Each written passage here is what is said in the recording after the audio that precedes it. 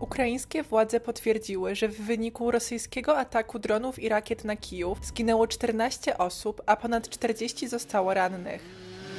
Ekipy ratunkowe wciąż poszukują ocalałych w gruzach bloku mieszkalnego w Kijowie, zniszczonego przez rosyjski ostrzał, który uszkodził ponad 30 mieszkań. Do ataku doszło w czasie, gdy światowi przywódcy spotykają się na szczycie G7 w kanadyjskich Górach Skalistych.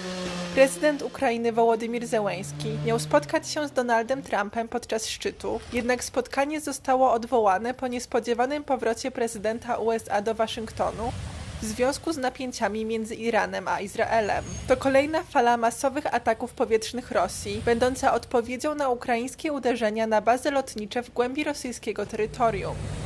Nie ma także postępów w rozmowach pokojowych. Jedynym pozytywnym sygnałem jest zaplanowana na przyszły tydzień wymiana więźniów.